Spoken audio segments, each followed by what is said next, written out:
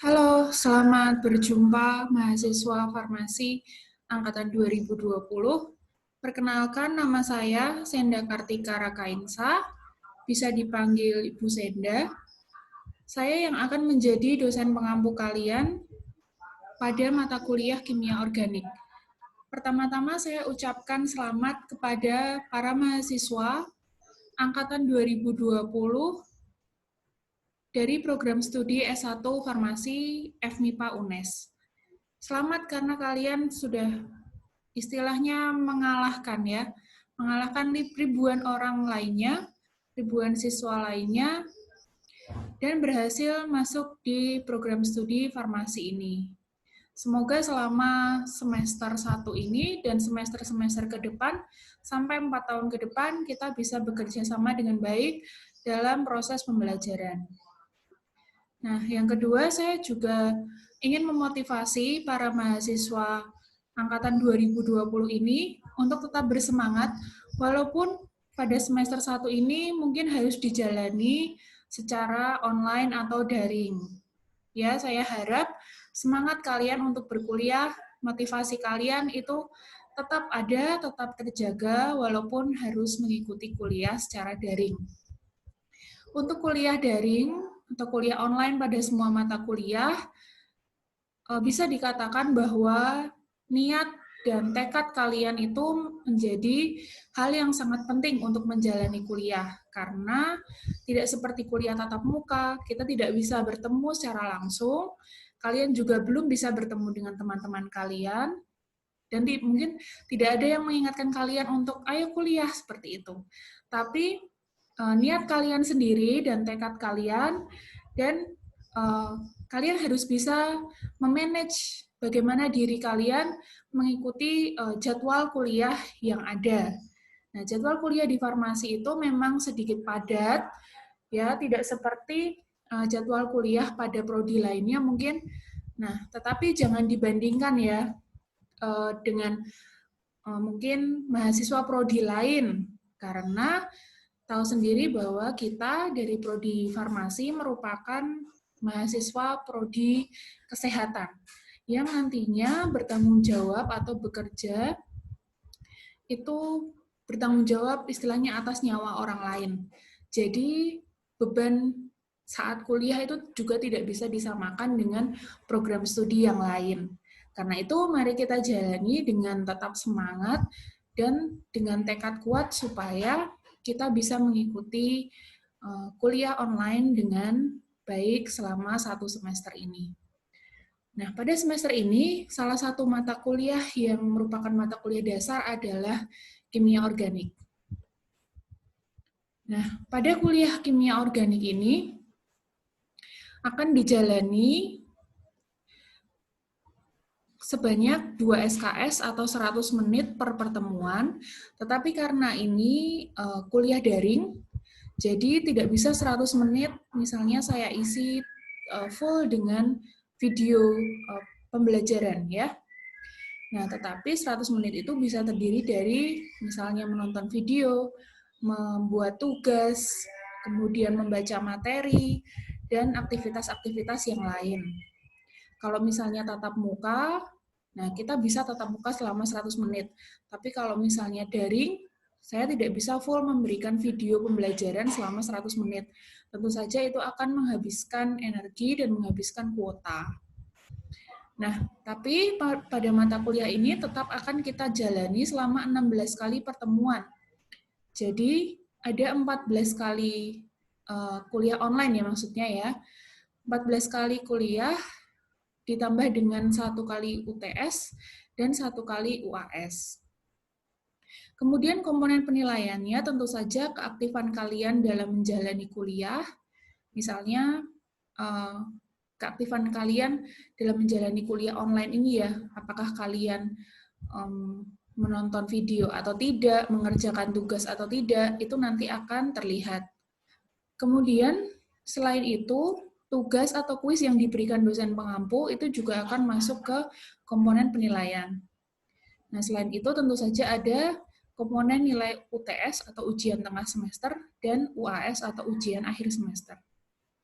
Pada mata kuliah kimia organik ini akan diampu oleh 2 dosen, yaitu saya dan satu lagi dosen yaitu Pak Danta Aligiri, nanti yang akan mengisi pada pertemuan ke-6 dan pertemuan seterusnya. Nah, kemudian apa saja yang akan kita pelajari pada mata kuliah kimia organik, yaitu ini ada sebanyak sekitar 14 materi ya.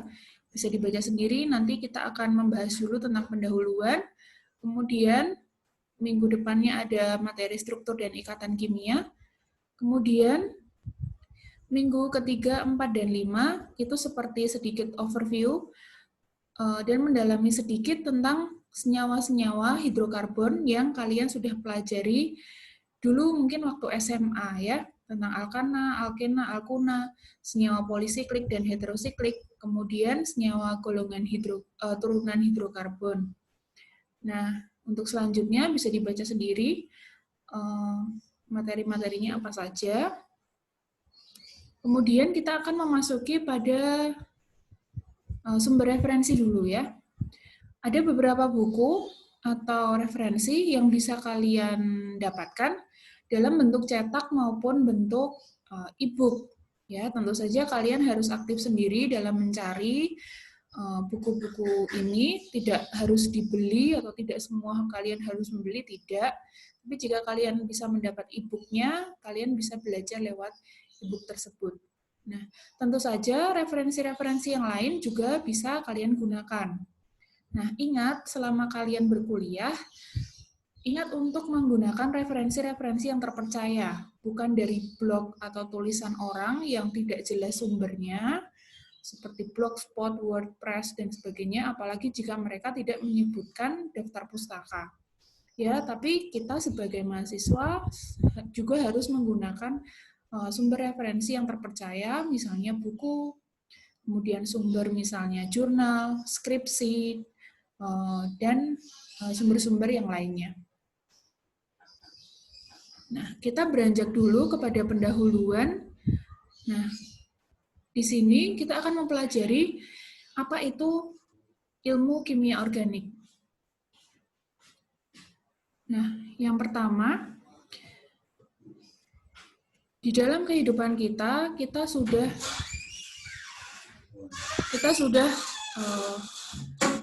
dalam kehidupan kita ya, di sekitar kita, itu ada beberapa atau banyak sekali contoh-contoh senyawa sebenarnya yang termasuk dengan senyawa organik. Misalnya ada makanan. Misalnya ini contoh-contoh makanan yang mengandung asam lemak ya, seperti minyak, kemudian ikan salmon, seperti minyak ikan dan sebagainya. Kemudian ada juga cairan-cairan pembersih. Kemudian bahan bakar yang kita gunakan untuk bahan bakar bermotor, kemudian obat-obatan yang ada di sekitar kita, baju yang kita gunakan, bahkan ini ya, DNA yang ada dalam sel hidup atau sel manusia. Nah, itu semuanya merupakan senyawa organik sebenarnya. Nah, kemudian kita beranjak ke sejarah kimia organik dulu. Ya, dulu orang itu pada abad ke-18 mengenal bahwa kimia organik itu adalah ilmu kimia yang mempelajari senyawa yang berasal dari benda hidup. Jadi dulu itu senyawa organik itu dikenal sebagai senyawa yang berasal dari benda hidup saja. Berarti senyawa kalau berasal dari benda mati berarti bukan dianggap senyawa organik. Nah, senyawa organik ini dianggap mempunyai daya vital atau ciri khas dari senyawa yang berasal dari makhluk hidup. Nah, jadi karena senyawa organik ini dulu ya, anggapannya hanya berasal dari makhluk hidup. Padahal makhluk hidup itu yang menciptakan itu hanya Tuhan yang bisa. Berarti kan manusia tidak bisa menciptakan makhluk hidup. Ya kan?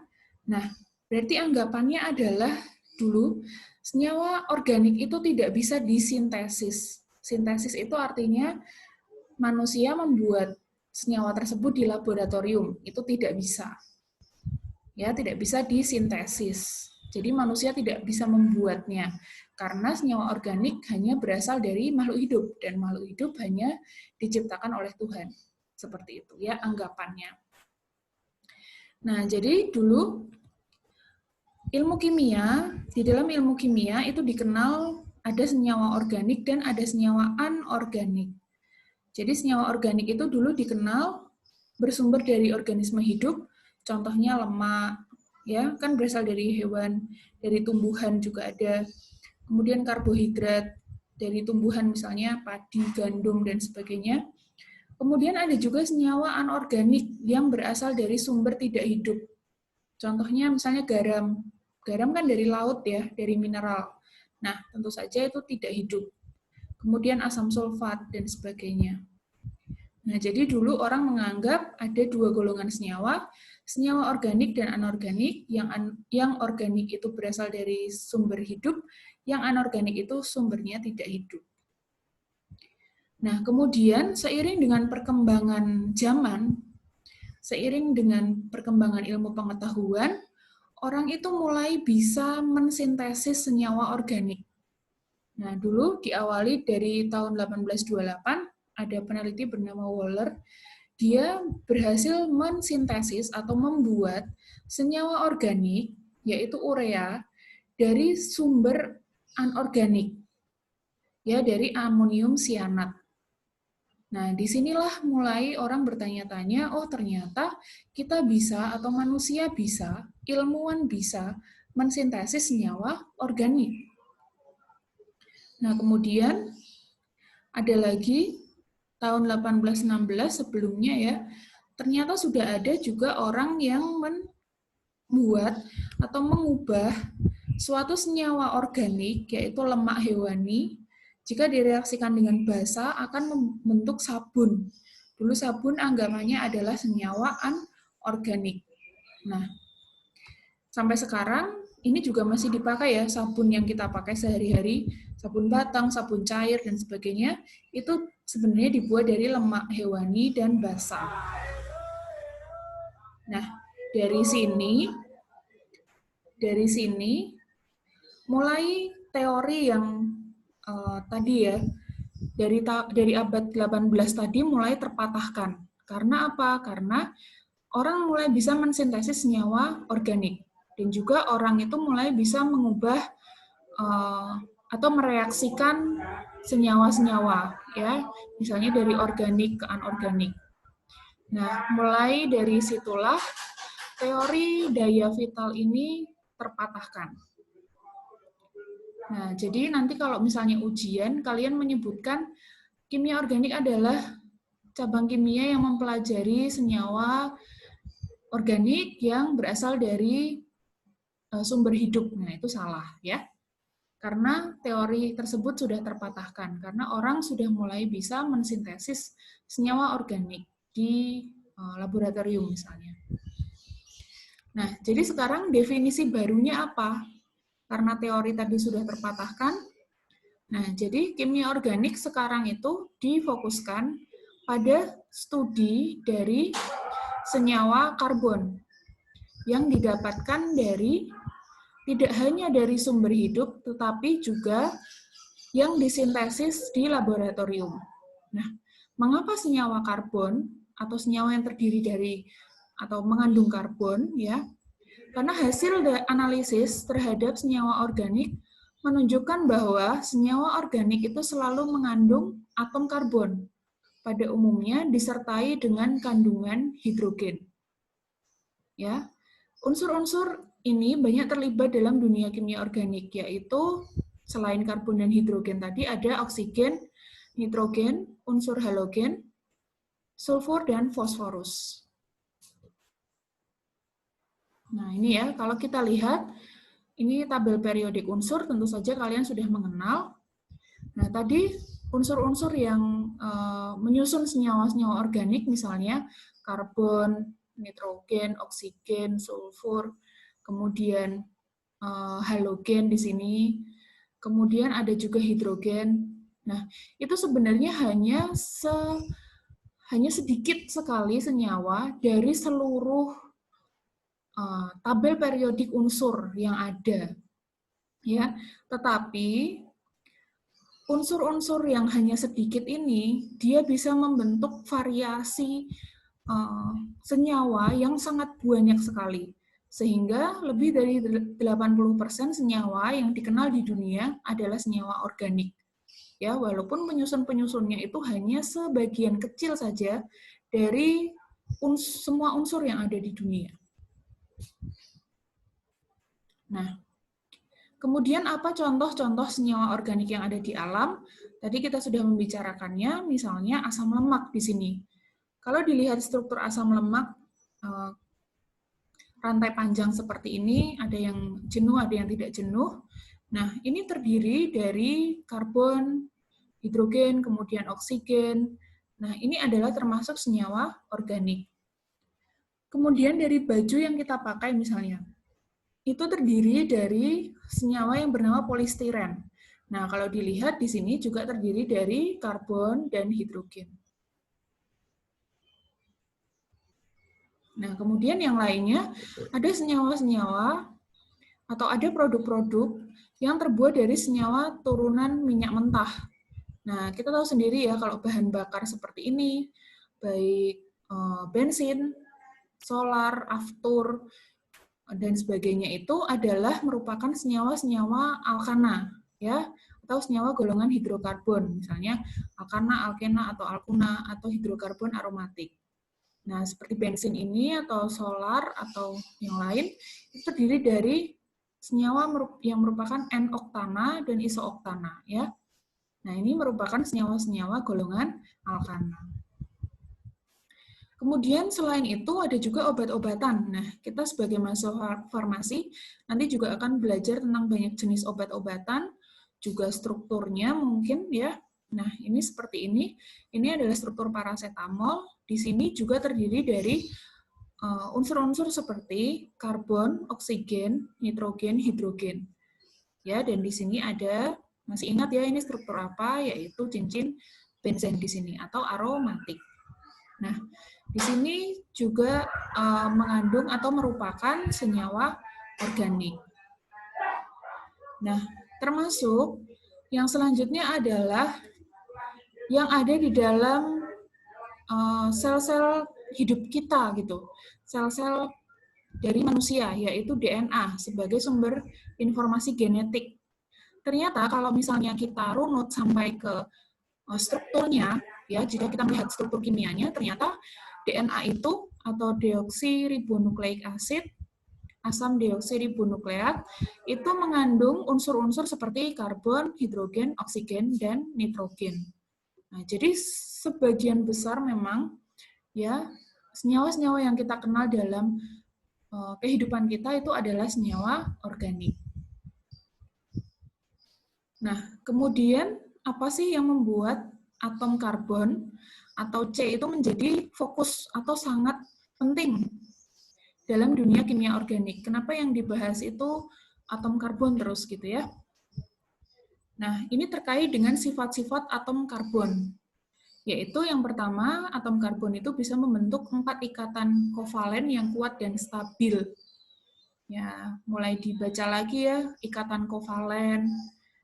Dulu mungkin sudah mengenal ikatan ion, ikatan hidrogen, dan seterusnya. Nah, ikatan kovalen ini adalah pemakaian secara bersama pasangan elektron oleh dua atom yang berikatan. Misalnya di sini ada C dan H. Nah, di sini untuk membentuk struktur CH4, nah, karbon dan hidrogen itu saling berbagi atau memakai secara bersama-sama untuk di sini mencapai aturan oktet ya atau gas mulia itu. Jadi di sini karbon dan hidrogen memakai secara bersama-sama elektronnya. Di sini karbon punya 4 elektron terluar, sedangkan hidrogen itu hanya punya 1. Maka mereka memakai bersama-sama supaya ada 8 elektron yang saling berpasangan. Kalau untuk hidrogen 2 pasang elektron ya. Nah, ini supaya untuk membentuk struktur CH4. Nah, ini yang dinamakan dengan ikatan kovalen. Jadi tidak ada yang melepas, tidak ada yang menerima, tetapi memakai secara bersama-sama. Nah, ini nanti bisa dilihat dan direview sendiri tentang ikatan kovalen. Nah, ini ya, CH4 di sini. Nah, karena dia keelektronegatifannya berdekatan atau mirip, ya, jadi dia tidak ada yang menerima atau melepas. Jadi dia cenderung untuk menggunakan elektron secara bersama-sama melalui ikatan kovalen. Nah, kalau ikatan ion beda lagi, ya. Kalau perbedaan elektronegatif ke elektronegatifannya besar, nah, mereka akan ada yang cenderung melepas dan ada yang cenderung menerima. Ya, misalnya di sini Na dan Cl gitu misalnya, ya. Itu membentuk ikatan ion. Nah, kemudian sifat-sifat atom karbon yang lain adalah atom karbon itu bisa membentuk berbagai jenis ikatan. Ada yang ikatan tunggal, ikatan ganda, dan ikatan rangkap 3. Baik bersama temannya, maksudnya sesama karbon, atau dengan unsur-unsur yang lain, misalnya ikatan rangkap 3 dengan N, rangkap 2 dengan O, rangkap 1 dengan O, rangkap 1 dengan halogen, dan seterusnya. Nah, kemudian karbon itu juga bisa membentuk rantai karbon, baik yang linear atau lurus, bercabang seperti ini, maupun siklis atau seperti lingkaran ya, cycle ya, atau siklik ini seperti ini. Nah, jadi variasi senyawa yang bisa dibentuk dengan atom karbon itu luar biasa banyaknya. Tadi ada yang bercabang, ada yang rangkap 1, 2, 3, bercabang, kemudian lurus, kemudian siklis, dan seterusnya. Nah, kemudian yang selanjutnya kita akan beranjak ke senyawa hidrokarbon. Ya, sesuai dengan namanya, senyawa hidrokarbon itu senyawa yang terdiri dari hidrogen dan karbon. Nah, ya, jadi senyawa hidrokarbon ini juga akan menjadi fokus pada pembelajaran kimia organik. Ya, ini sudah ya tadi senyawa hidrokarbon. Nah, senyawa hidrokarbon sendiri itu ada yang terbagi menjadi senyawa hidrokarbon yang bersifat alifatik, ada yang bersifat siklik. Alifatik ini yang rantai lurus, siklik itu yang seperti lingkaran tadi ya. Nah, kemudian senyawa hidrokarbon alifatik sendiri bisa terbagi menjadi senyawa yang bersifat jenuh dan tidak jenuh. Kemudian yang dari senyawa hidrokarbon siklik itu ada yang bersifat atau merupakan senyawa karbosiklik. Jadi siklik tapi hanya terdiri dari karbon saja. Atau kalau heterosiklik berarti bentuknya siklik tapi anggotanya tidak hanya karbon. Misalnya karbon, kemudian oksigen, nitrogen, dan seterusnya. Itu dinamakan dengan heterosiklik. Nah, untuk senyawa karbosiklik sendiri masih bisa dibagi menjadi senyawa alisiklik dan senyawa aromatik. Nah, ini ya, kita kesini dulu. Yang senyawa alisiklik itu yang seperti di contoh-contoh seperti ini. Siklopentana misalnya, senyawa siklik yang beranggotakan 5 atom karbon. Ya. Kemudian sikloheksana, siklik 6 karbon. Nah, ada juga senyawa yang termasuk senyawa aromatik. Nah, ini berbeda dengan alisiklik. Kalau di aromatik ini ada senyawa rangkap yang berselang-seling atau terkonjugasi. Misalnya benzena, fenol, dan seterusnya. Kemudian ada juga di sini, kali ini mudah ya, kalian mungkin sudah hafal di luar kepala mungkin, ya, senyawa alifatik jenuh, contohnya alkana itu yang mempunyai ikatan tunggal. Kemudian yang disebut alifatik tidak jenuh, itu senyawa yang berantai lurus tapi mempunyai ikatan rangkap, baik rangkap 2 atau alkena dan rangkap 3 atau alkuna. Nah, ini nanti senyawa-senyawa yang akan kita pelajari di kimia organik. Kemudian, selain senyawa hidrokarbon, kita juga akan mempelajari yang namanya senyawa turunan hidrokarbon atau derivat hidrokarbon. Ya. Nah, apa bedanya dengan senyawa hidrokarbon? Jadi kalau senyawa turunan hidrokarbon ini bukan terus ada turunan terus tanjakan gitu, bukan ya. Berarti kalau senyawa turunan hidrokarbon itu berasal dari senyawa hidrokarbon sendiri yang berikatan dengan gugus fungsional. Masih ingat ya gugus fungsional? Nah, gugus fungsional merupakan atom atau kumpulan atom yang menentukan sifat-sifat kimia dari suatu senyawa organik. Misalnya seperti ini ya. Ini adalah senyawa turunan hidrokarbon. Kalau ini kan senyawa hidrokarbon ya, propana ini. Nah, sudah mulai teringat ya. Berarti apa itu gugus fungsional? ya. Jadi adalah atom atau sekelompok atom ya yang membuat suatu senyawa itu mempunyai suatu sifat yang khas. Jadi kalau senyawa itu mempunyai gugus fungsional yang sama, biasanya sifatnya juga sama atau mirip. Ya, misalnya seperti ini. Etanol dan propanol ini mempunyai sifat kimia yang sama karena sama-sama punya gugus fungsional yaitu gugus alkohol. Jadi dia bisa menjalani reaksi yang sama.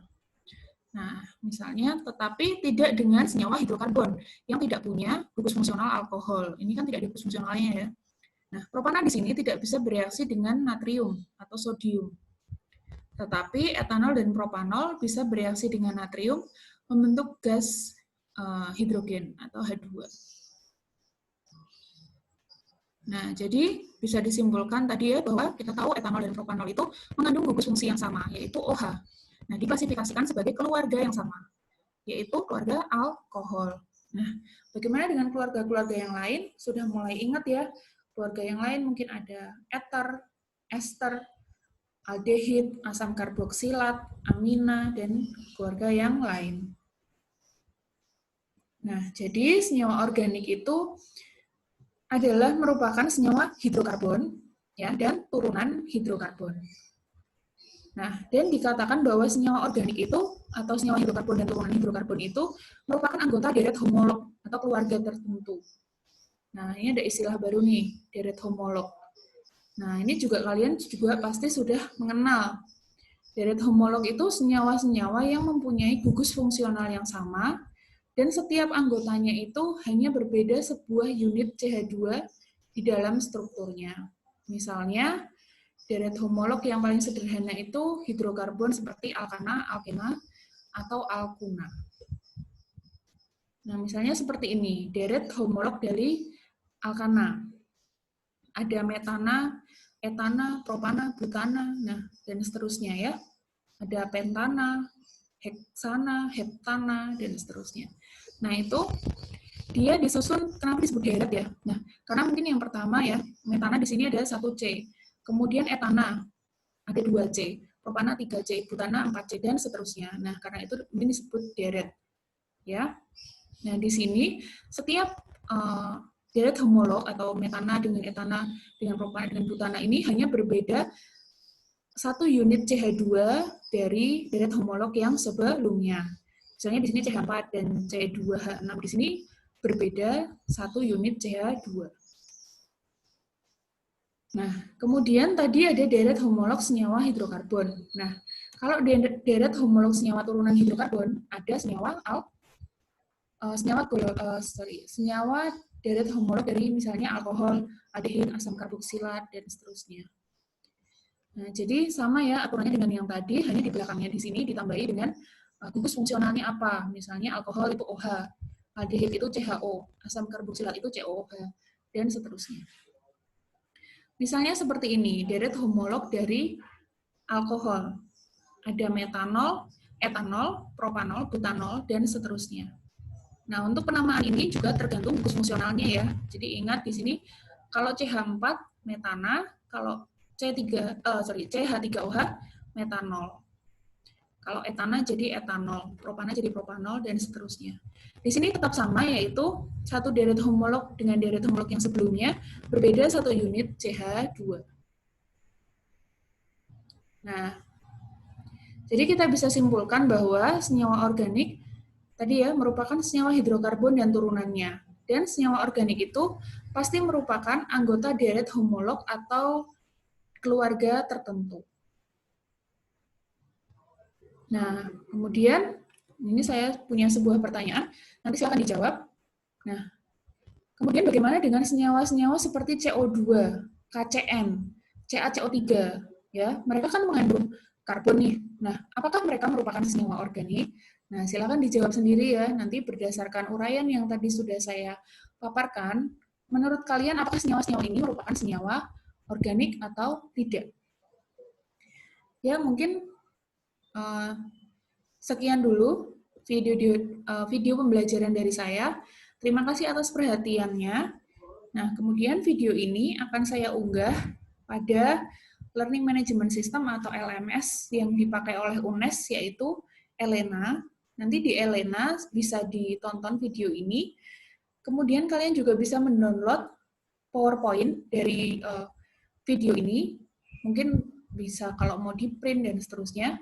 Kemudian kalian juga silakan menjawab pertanyaan yang tadi sudah saya tanyakan dan di-submit di Elena. Ya, terima kasih atas perhatiannya dan sampai jumpa pada video pembelajaran yang selanjutnya.